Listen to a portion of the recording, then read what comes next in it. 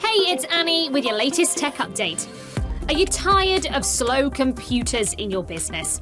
Do your team complain about their devices because everything just seems to take longer? Before you decide to replace your hardware, let me tell you some simple ways to speed up Windows 10 and 11 computers. Firstly, restart it. Yes, it's basic advice, but it works.